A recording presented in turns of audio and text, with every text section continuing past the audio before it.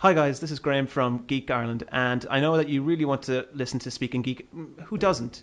But we have to bring you something. We have to bring you this lovely, lovely little ad for our sponsors. Yeah, we've got sponsors. That's right. We're big. We're big adults here now. And our sponsors are Loot Crate. So I'm going to show it over to Tom, who's going to tell you all about the great, great things you can get from Loot Crate. I've just signed up and it's great. So much geek-related gear each month. And for $27, you can get great things like t-shirts, figurines, and loads more. So check out our Geek Ireland link to Loot Crate and sign up. So there it is. You can sign up to Loot Crate, and since we're such giving people here at Geek Ireland, I would like to tell you about our little link to it. It's lootcrate.com/Geek Ireland. And if you've put in the code SAVE3, you can get a nice little discount courtesy of ourselves. Thanks so much for listening, and now you can get to your Speaking Geek.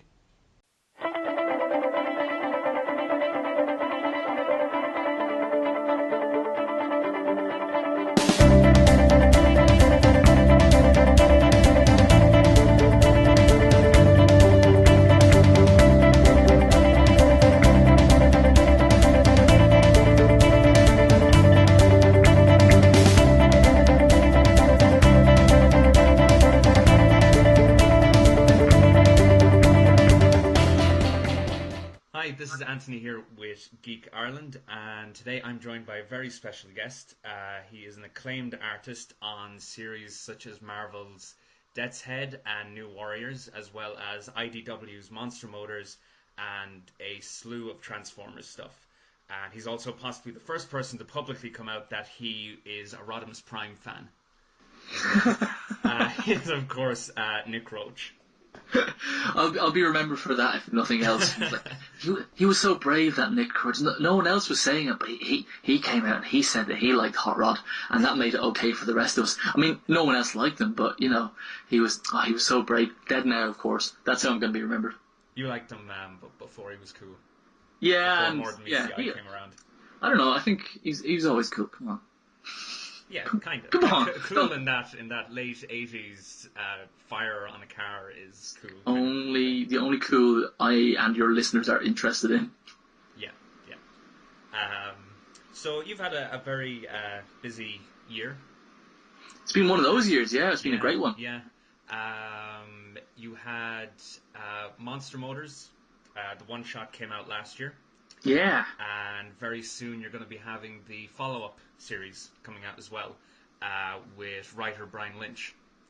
That's right. I think we're talking about mid-February, February 18th, I think, is when the Monster Motors, The Curse of Mini Van Helsing is going to be out. It's a two-parter, which will make it about the same length as the one-shot. We've kind of got one eye on just doing like a collected edition at this stage, so we were kind of trying to come up with another story that would kind of make a nice chunky little volume for your shelves. But it's like Back to the Future 2 in so many respects, but the main one is that it picks up literally the second that the first one ends. So it's good. I mean, Monster Motors has been my favourite job ever, and like I'm very lucky to have had lots of really kind of good jobs in the comics industry, and like dream come true jobs straight away from working on Transformers. But Monster Motors, it's pretty special. Cool. And the first one was really well received. It like sold out everywhere, in Ireland anyway, very quickly. I know I was lucky to get a copy of it. For anyone who hasn't read it, what's the basic concept of Monster Motors? Very loose concept is that the elevator pitch is it's imagine the classic universal monsters of Movieland imagined as vehicles and cars. So instead of Dracula, you have Cadillacula. Instead of like Frankenstein, we have Frankenride, who's like a big sort of kind of big rig truck. And the character name that seemed to catch everyone's imagination was, instead of Van Helsing, you have Minivan Helsing, who is a minivan. And the story behind it is that this young sort of cocky engineer, scientist, mechanic, Vic Frankenstein, has bought a cheap plot of land, junkyard off of eBay. And it's a haunted junkyard, basically. And Cadillacula was sort of interred there, and Vic breaks a spell, so Cadillacula sort of attacks Vic and goes on a sort of a kill spree on all the cars all around the surrounding towns in Hinterland, and Vic has to repair his old trusty truck into using all bits and bobs of old other cars and vehicles, and he makes it like a Frankenstein's monster essentially. He kind of creates this new truck. He's also with him. He's got his like sidekick called Igor, which is like I as in the iPad, the iPod. It stands for I, Interactive Garage Operations Robot. And he's assembled from all different sorts of computers and bits and bobs. So if you look close, you'll see that part of him is like a Mega Drive, another part of him is an Atari 2600 joystick. His chest is an iPad. His jaw is a Commodore 64 data cassette player. And so these two characters are kind of, and their truck, Frankenride, are fighting evil, fighting Cadillacula and fighting the other evil monster motors that are already out there, and they've got to figure out why are there monster motors, why do these sort of things exist in this world, and why is there a spate of them. So that's the waffly version. Yeah, it was kind of a self-contained story, but then it had a sort of open-ended ending, and that's where these two follow-up issues are going to be coming into it. That's it. Yeah, I mean, like so kind of like every. Tell us about it.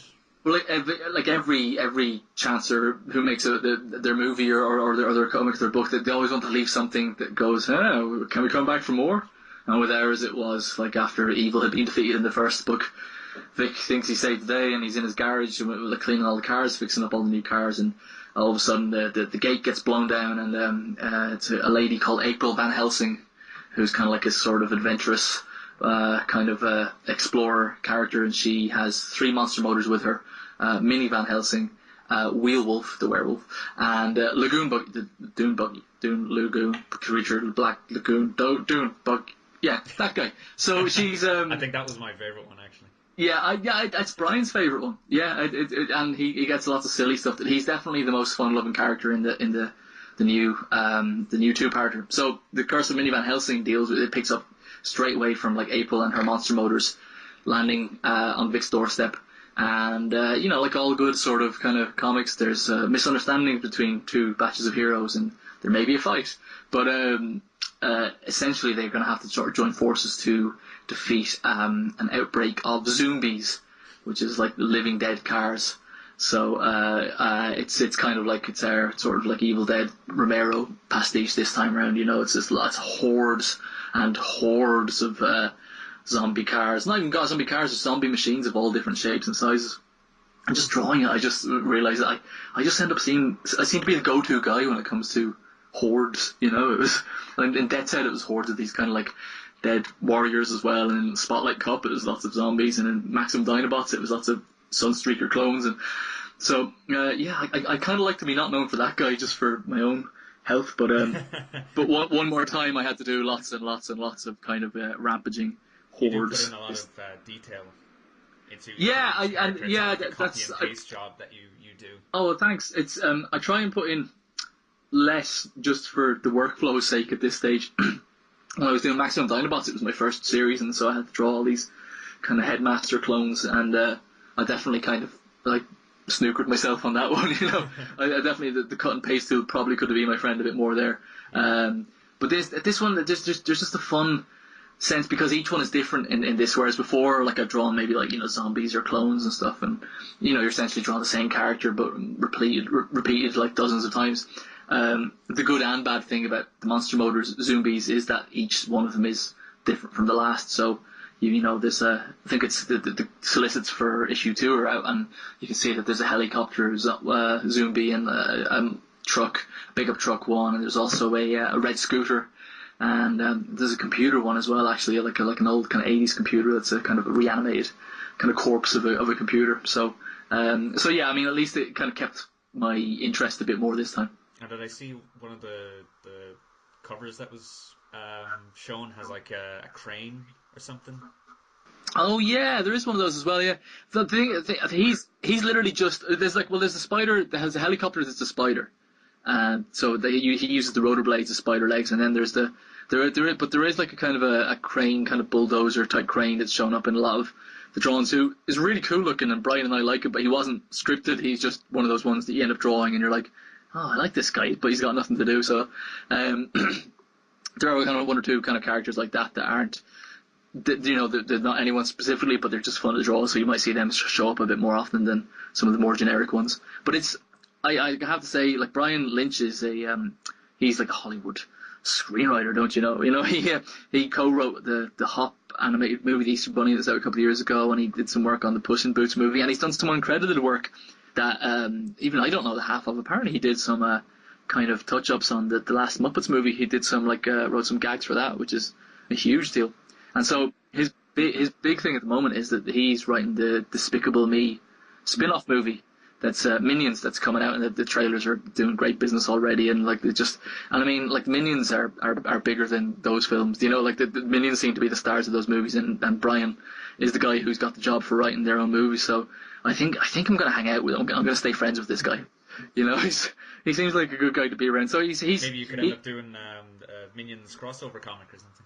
Oh, he'd love that. I mean, he's writing the Bill and Ted comic at the moment for Boom, and he's just brimming with ideas for crossovers between Bill and Ted and the Monster Motors crew and stuff. And I don't know. I mean that'd be smashing. But like he just nails those kind of voices. He knows.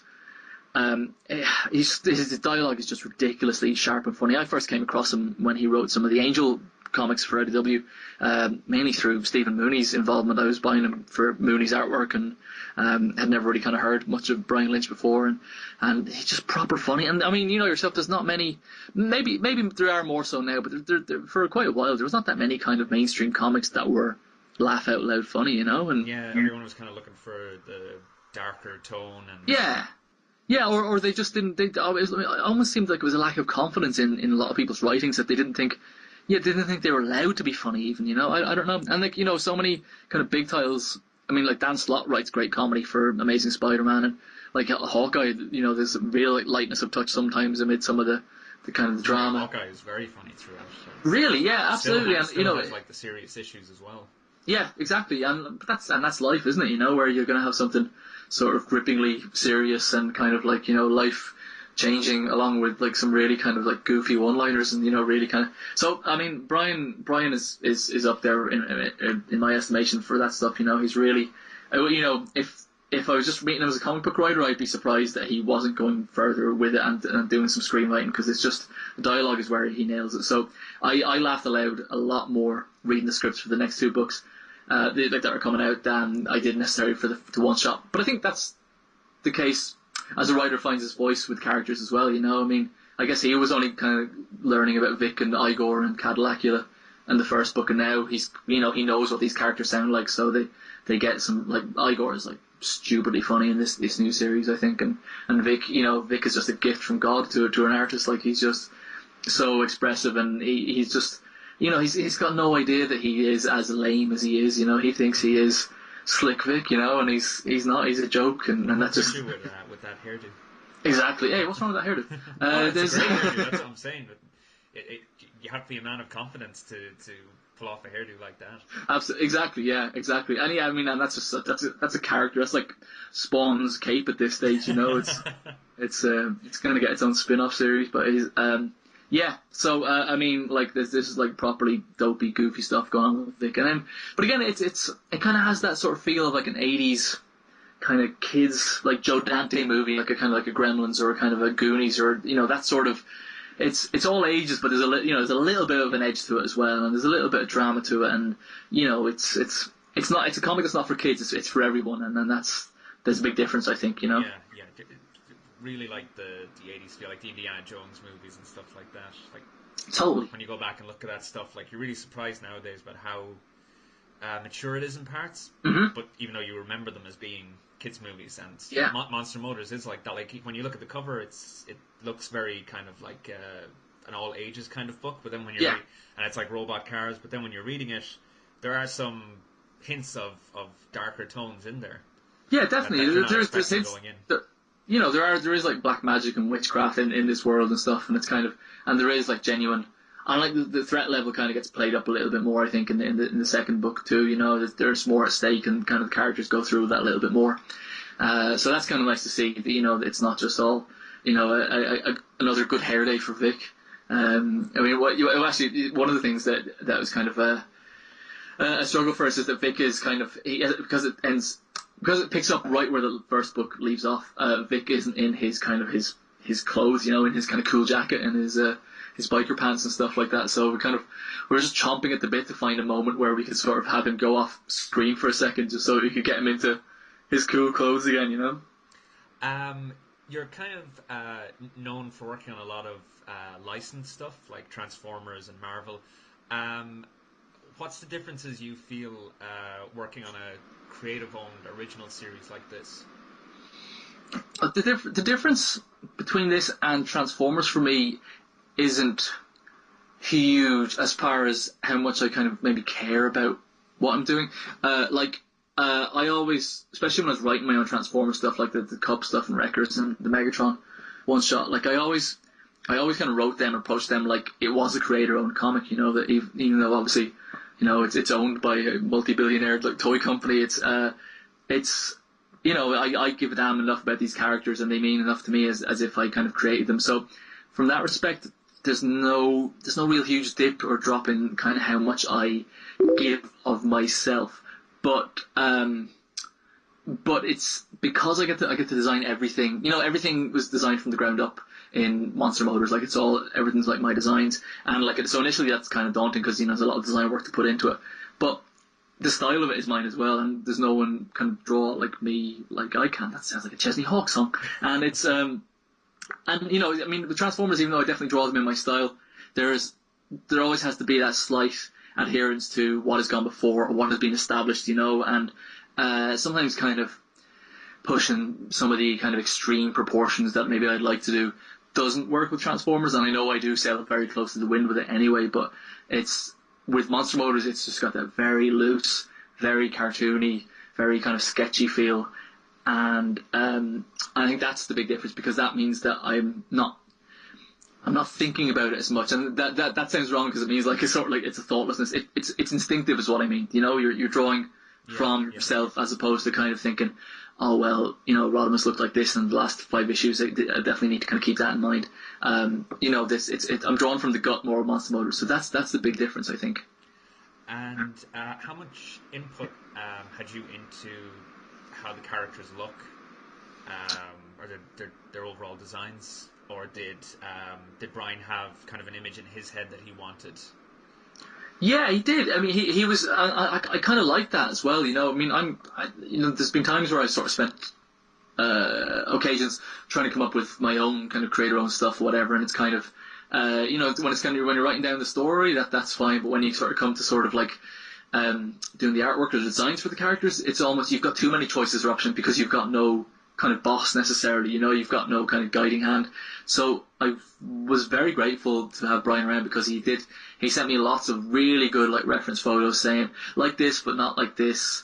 I can't really think of any of the characters that kind of didn't. I guess Igor was the one that maybe is kind of mostly from me, but he drew a very kind of like rough, really rough. He's not technically an artist, a kind of rough silhouette of what he wanted Igor to look like, and I just found that really helpful, because that one like silhouette, that one napkin doodle really kind of brought out a lot of character. But after that, he's all me. I figured out, I sourced what all the components for Igor were going to be. But yes, for the rest of them, no, he had pretty sort of strong ideas, and he sort of knew what parts of the car he maybe wanted to emulate a face, or what bits he didn't. Like he very much wanted this to not be analogous to Pixar's Cars movies. He didn't want kind of the vehicles to have mouths that kind of open and close, or eyes that were expressive. If you can look at each Monster Motor design, and obviously you can see a face the same way as you could see a face in a cloud, sort of thing. They're very much made up by the parts that are actually on exactly. The car, But eyes or a mouth like in the Pixar cars, you won't see Frankenride sort of like smiling or anything like that, or Cadillacula's kind of like squinting necessarily. Maybe a little bit you can get away with that, but you don't. He's got the evolution thing, so there's more room with him, I suppose. Yes, yeah. But that presents challenges then as well, because they are characters. But then, having said that, the thing, one of the elements that brings huge amounts of character to the Monster Motors in these books is the lettering by Tom B. Long. He's just astonishing.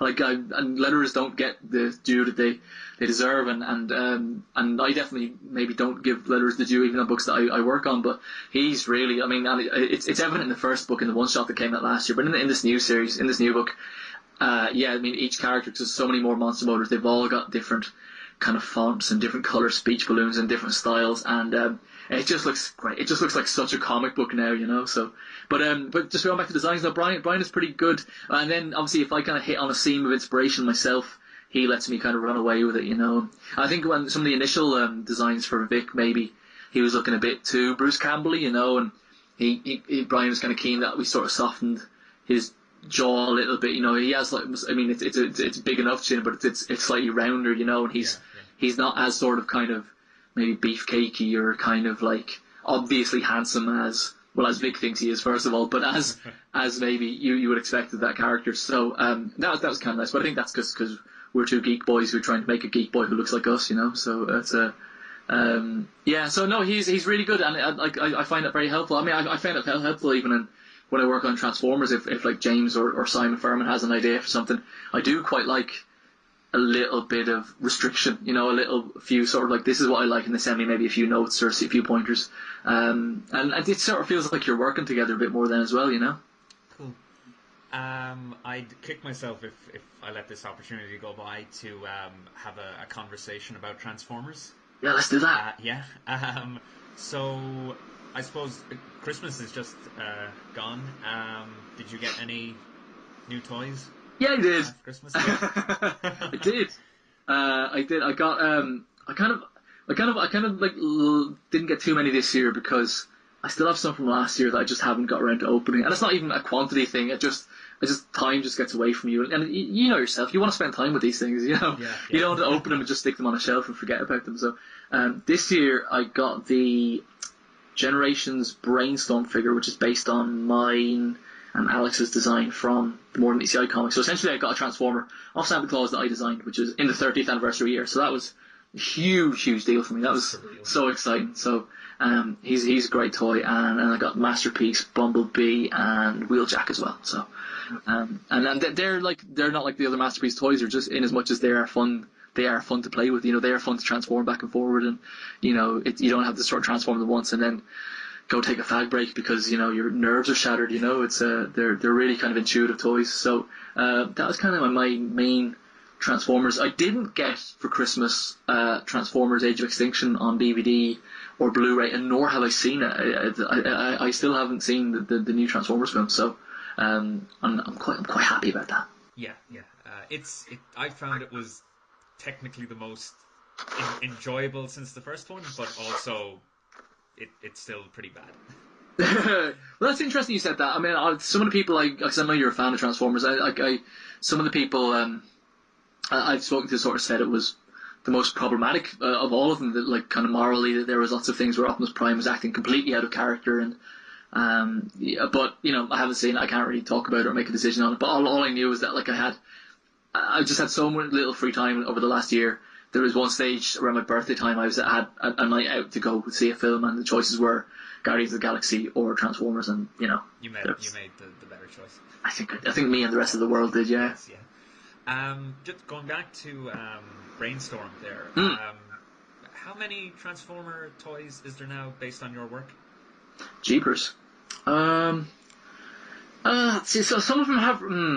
A lot of them are more than ECI ones, I guess, and Springer from. So I did some actual design work for Hasbro a couple of years ago, and they ended up making the Sandstorm toy based on my design, which is great.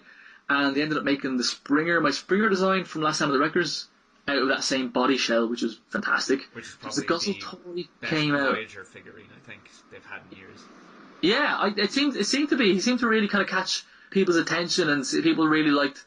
They sort of felt that they had a kind of a kind of a decent Springer toy. I mean, God bless the original Springer toy, but you know, I have him displayed with my Masterpiece toys because he's that high quality, I think. Oh man, yeah. I mean, I'm not sort of shucks about it, but I mean, I found out at the same time everyone else did. You know, like I think I was on holiday, and Toy Fair was on, and I was just sort of skimming to see what new Transformers were coming out, and it was literally like, holy shit, is that Last Stand of the Wreckers Spring? And it was, so I guess there's him, there's Swerve, there's Tailgate, there's Brainstorm,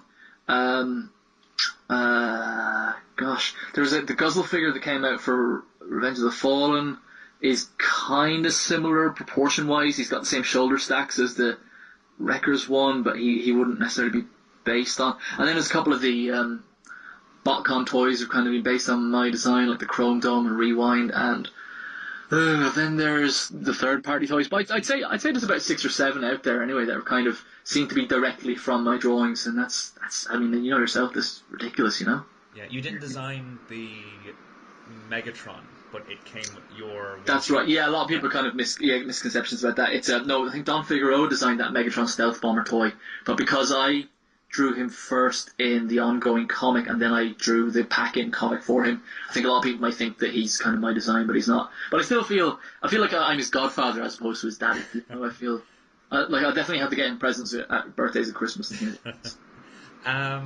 This is something I read on the always entertaining Transformers wiki. You're the one responsible for the version of Prowl, character-wise, that we have now. The very morally grey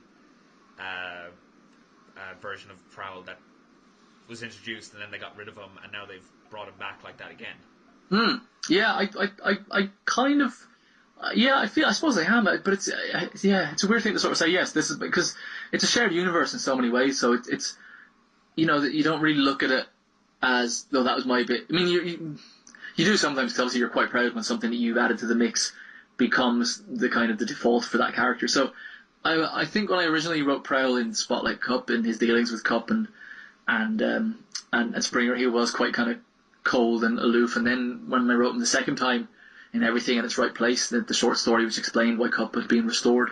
I very much painted him like in a sort of this grey sort of like, which I kind of like, because he's literally a black and white character, like in his colour scheme. So it's natural that, like, from his soul outwards he is grey. So I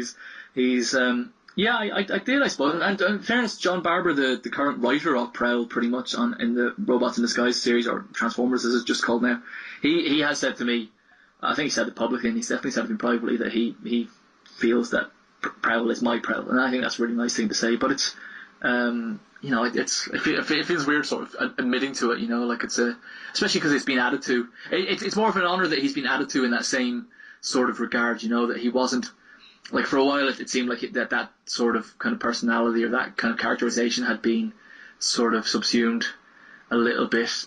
So it's kind of nice to see it back and to see it kind of be his dominant trait now, and to see the fact that it's paying off and making other Transformers' lives miserable all over the place. I mean, I'd love to write that character again. Yeah, he was definitely one of my favourite things going into Robots in Disguise.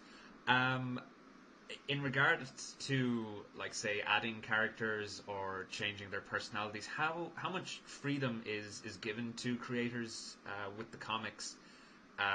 Given that it's owned by a toy company, and like what they want, or what say IDW want the characters to be, how much freedom are you given with those choices?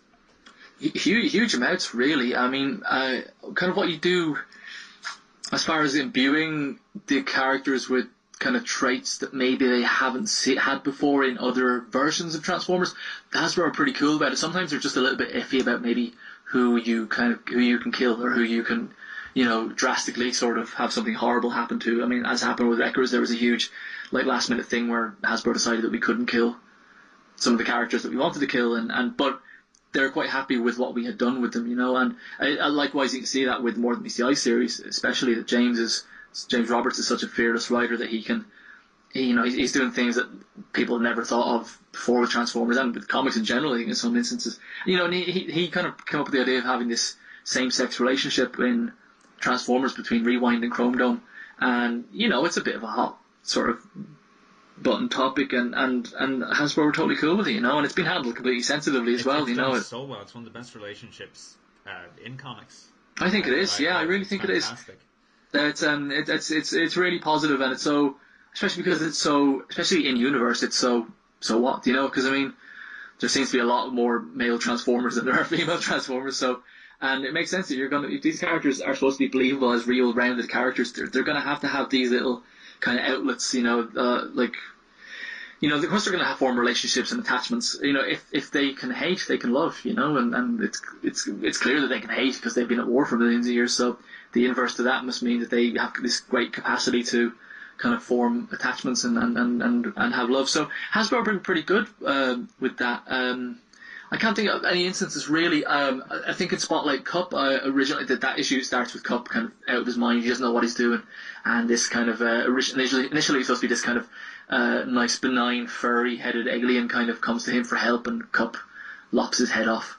And they said, no, look, it can't be a biological creature. So it ended up being like a kind of a mechanical, like a kind of a cyborg creature. And they were okay with that. So I guess they weren't happy with an Autobot kind of decapitating the defenses. And, you know, stuff like that, you're like, oh yeah, I get that. You know, that's not exactly flying in the face of my artistic freedom necessarily. They do have a brand to maintain. But no, they're pretty good. And the big trick is to try and find a character that maybe hasn't appeared, especially in IDW, but appeared in Transformers at all yet. And so, because that way it's carte blanche, you know, it's the IDW universe is sort of the ultimate, in the Marvel sense of the word, version of Transformers. So what's gone before in any other iteration doesn't necessarily hold true here.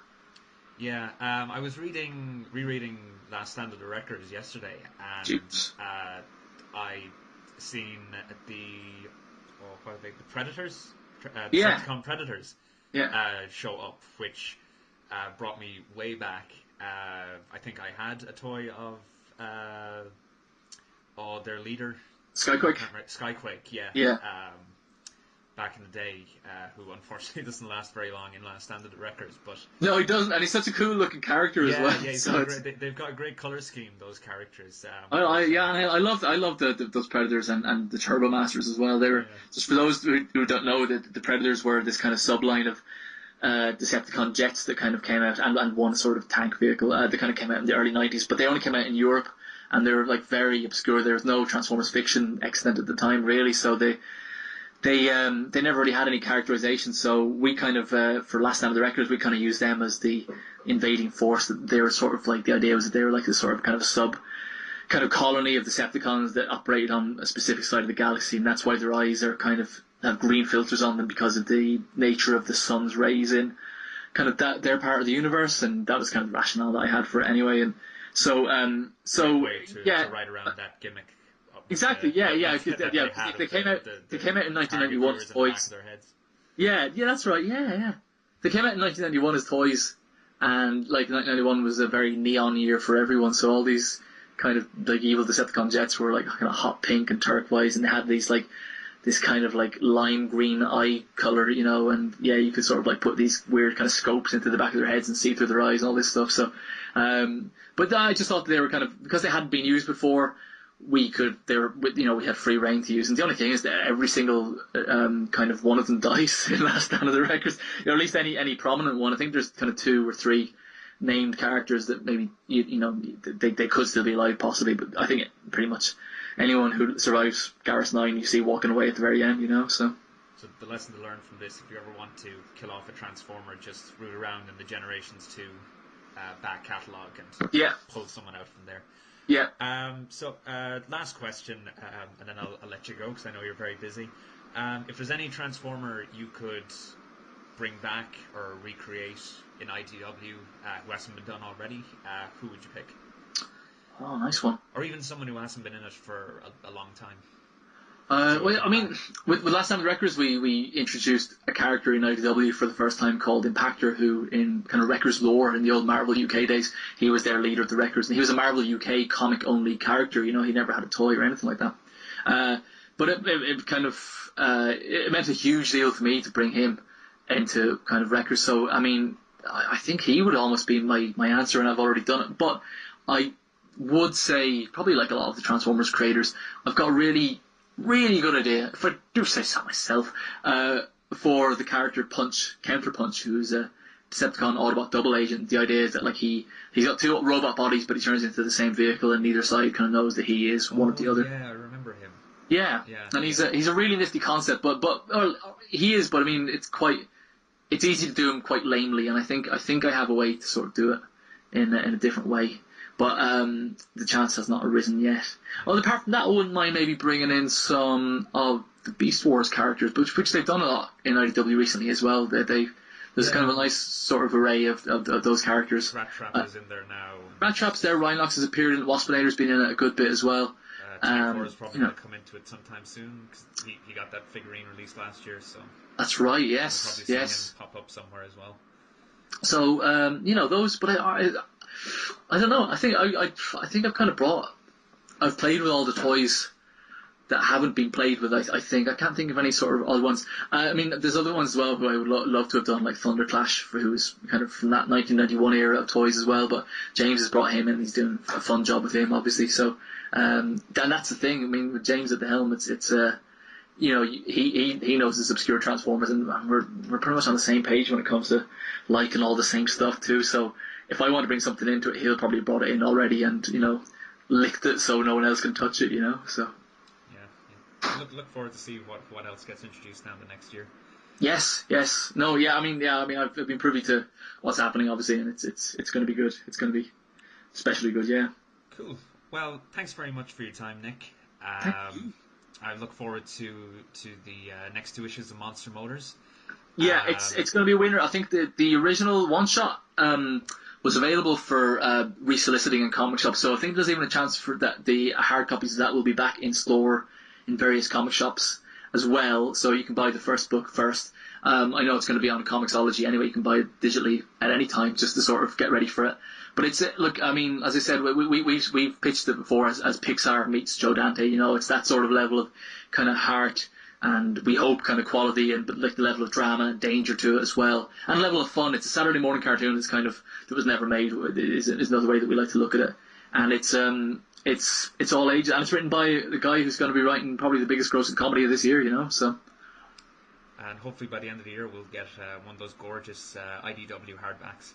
Oh, and they do them so well. Well, I mean, I don't know if it's going to be hardback, but Brian and I are currently working on the extras for the collected edition, and we're both breaking our backs on it. We're making sure that there's lots of new material in it, like including a few new pages of comic strips. So it's definitely going to be worth the wait, I think. And we were hoping as well to do a Halloween special, but to be honest, that really does depend on how well these next 2 issues do. So it's pretty much an all Irish affair. If patriotism kind of gets your goat, it's like Len O'Grady is the colorist on it. Brian Lynch. I mean, the guy's called Brian Michael Lynch. There's no way he's not Irish, So and there's me. So pick it up. It's out mid-February. I really think everyone's going to enjoy it. If the one shot is any indication, then these 2 issues will be just as successful.